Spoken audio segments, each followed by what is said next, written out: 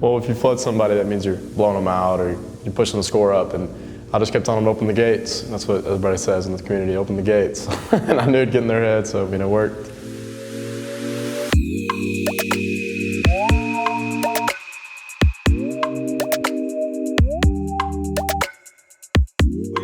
A lot of guys put their power ratings out there, and they had you guys as like 8th in the league. A little disrespect? Yeah, disrespectful. I'm not gonna lie to you.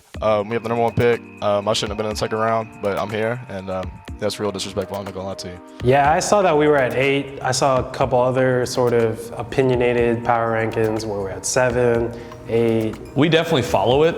We try not to think about it too much because, like, at the end of the day, it doesn't matter. It matters how we play. For us to be 8th was just a joke. I mean, we laugh, we shake it off, and we just go out there and play our game and do what we do best. I don't really pay attention to all that stuff. It was one game. Once we're at the top, I really don't pay attention to it. Those are just opinions. You know, we come in, we play our game and do what we have to do. And whatever other people think about us or where they rank us, it doesn't matter to us. We know how good we are, and that's the most important thing. All right, we got the second matchup today coming up, and it's Raptors Uprising. The guys from the 6, the T-Dot up in Toronto. I'm from Toronto, so going into that game, I kind of was like, well, you didn't pick me, so now I kind of have to show you why you should have. We knew going into this game that we were going to be quite a feat. Raptors are not an easy team, but we met up early, we watched a bit of film, we saw who we had to kind of isolate to get the game plan rolling. We worked a few plays, we made sure our defense was better than it was against 76ers, and we came into the game knowing what we wanted to do. We went into that game knowing that people want to shut down Dimes, people want to focus on him, and we know as a team that if me, Seam, and Giannis, JLB, don't step up, it's going to be a lot harder for us to win games. We saw that when we played against the Sixers in the tip-off tournament, that when our other 3 guys didn't step up and Dimes was kind of locked up, that we had a lot of problems on offense, and that's how we that's what we tried to avoid this weekend. Yeah, so I think that after we lost to the 76ers, that's kind of going to be everyone's game plan. They kind of like isolated Dimes and said like, hey, like just make Dimes. He's going to either kill us or he's going to get shut down. And that's definitely what the Sixers did, and it worked really well for them. We went in with a game plan, obviously, to get our sharpshooters more involved. So we went in with more of a motional offense and a lot more movement than last week. We actually got to practice and prepare this time, so that's why we were able to implement that offense. It's game time music? It's game time music, baby. Things started to finally click as a team. Practice, it helped a lot. We're finally getting to know how each other plays, where each other runs to on the court. Like, we're getting to the point where, like, we weren't talking at one point in the game, but things were still going perfectly. Yeah, we were definitely prepared for what the Raptors were doing specifically. We knew that if we could score, we'd be just fine because we knew that we could get stops on them. We knew exactly what their offense was going to do. And for example, they run this one Raps play, and we called it out every time they tried to run it. They didn't get a bucket off it the whole game. So just being able to be prepared in that way definitely showed on the court. These guys have got to be the most consistent three-point shooters that we've seen so far in the game. One of the biggest improvements that we kind of saw from these guys was that the fact that the shooters weren't just standing still. Get them moving, get them getting some dribble drives, throw the other team off, and that's exactly what they did. How many times do we see Devillon go down on the cut? BallLikeSeems in transition go down as well. JLB was still kind of the guy just spacing that floor up, but that's exactly what you wanted. So you allow these guys to get the ball movement going forward. They're playing basketball 101. So they're more of a defensive team, so we know as long as we are scoring and we're playing defense, like, we're going to win the game and blow it out the water. So that's exactly what we did, and it worked perfectly. Everything we've been doing in practice is actually coming out into the game, and it's starting to finally look good. Devillon and Seam, they came up big with big shots, helped them space the floor so they couldn't double me and stuff like that, so it was easy in the paint. We probably have the best shooting combination at the 2, 3, and 4 with Seam, Devillon, and me. And Dime's a great passer, and if he finds us, we just let it fly. To have anytime Seam, Devillon, JLB, or anybody have games like they did, everything is just gonna flow. We're gonna win every game. They have games like that, every game we're gonna win every single game. It was really good to see Devillon step out of his comfort zone and started playing out of his mind. He played really well. Him and Seam both, they helped a lot. Myself, I think I played with confidence. The entire team played with confidence. We're starting to have a little more trust in each other, and we're building up from there. If that goes down, oh my, got put it in the highlights. everybody talks. Dimes talks a lot on offense. He coordinates the offense. Dayfri is the defensive anchor, so he talks a lot on defense. I took the game personal because Kobe Yusuf, their center, told me he was going to lock me up. And I told Dimes, like, I'm going to dog this kid. And Dimes was like, all right, it's me and you. That's what he always says, it's me and you. So, so me and Dayfri, so he have this thing. It's like we don't even have to say words, you know. It's just a little gesture, and it's like this, you know what I mean? So it's me and you. It's me and you, Tom. It's like I got you, you got me. Now let's make it happen. So that's usually what whenever we want to communicate, we just look over at each other and we just do this, and we know what time it is. Dayfri is a nut. Let's go, man!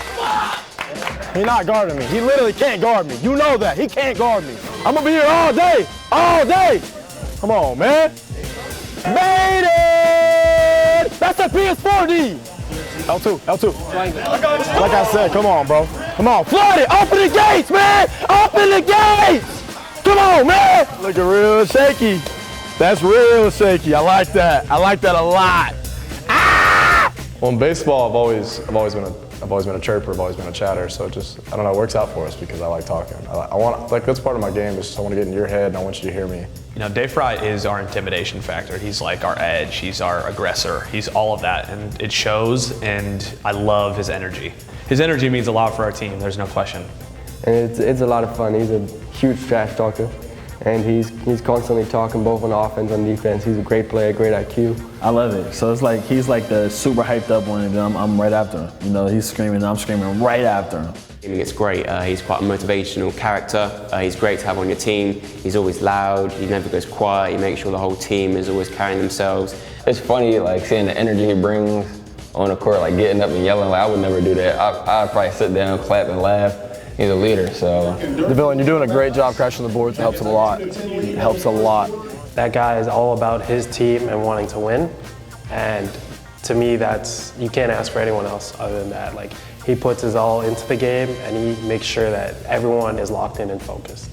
He's performing really well. I mean, he's balling out right now, and that's always great to see from a guy that I had my ultimate faith in. I couldn't believe he slipped to me at 34. So there's just the idea that, you know, we got him at the 34th overall pick, and now he's looking like a premier big man in this league is awesome. I don't know, that's what, like, I remember one of the announcers, I went back and watched the thing, and he was like, he seemed like he's mad all the time, and that's not me at all. It's just, when I'm in the game, if anything competitive, I want to win. I don't care if we're playing checkers, I don't care if we're playing tic-tac-toe, I don't care if we're just playing race to the wall, I want to win. Like, I feel like if I get hyped and I talk my trash, and like it's gonna get my team hyped, and I'm gonna get in the other team's head, if I can get in their head, it's over.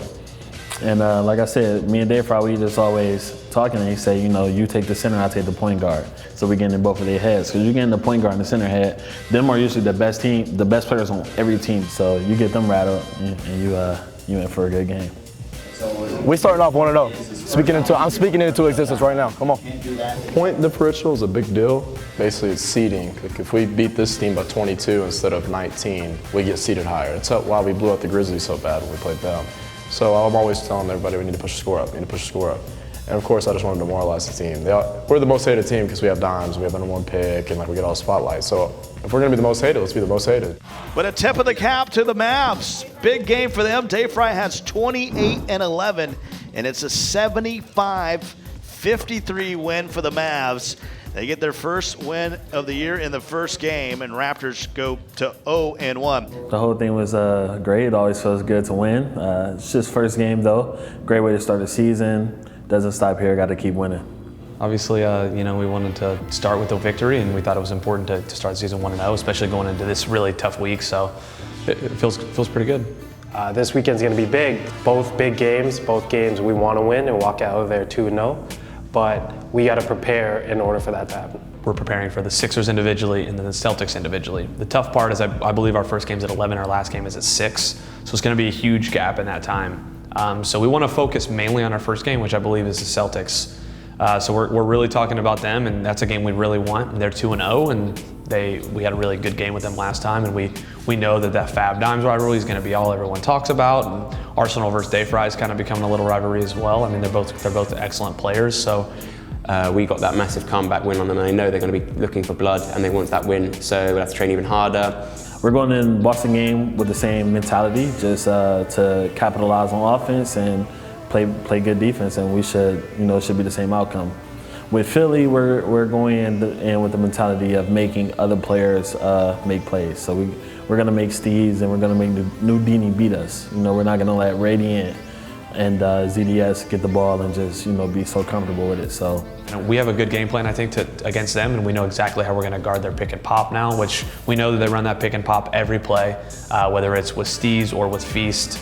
And really, if our rotations are right, I think we'll be okay in that game. As far as the Sixers, that's I feel like it's a big game for me. One, because they rank the shooting guards in my position, and they put Screddy over me. That's their shooting guard. Besides him being ranked above me, that's also my city, so I also got a grudge against them. They didn't give me an interview at all, none of that. So I take that personal against them. We know we took a salty loss against the Sixers. They had a great game plan for us, they executed perfection, and we were exposed for what we weren't doing correctly. But we've all watched film, we've all realised what we didn't do enough in the game, and we're trying to correct that in the next game, because we'll be coming out there trying to make sure we get nothing but a win. Obviously we have a lot more time to prepare. We saw what we did wrong against the Sixers, so we just prepare for that, and we have a game plan and we try to execute that on the weekend. I think the biggest thing for us is, even going into last week, we didn't want to show everything we had because we knew week 2 was coming. So we've drawn up, 8 to 10 sets and plays that we're going to be running and stuff like that, but we didn't want to show everything. Regular season matchups, we have to really be smart and strategic about what we're showing. For example, I heard them call out a play against the Raptors in the 3rd quarter. We were up by 20 points at the time. I told them, no, let's hide that. Let's hide this. We don't need to show the world our play here when we can show them next week when we can actually utilize it. So as a team, we're growing, and we've started off 1-0. We don't know what's going to happen this weekend. We don't know what's going to happen the next weekend. But from the morale and the mindset of our team, I know we're going to do big things.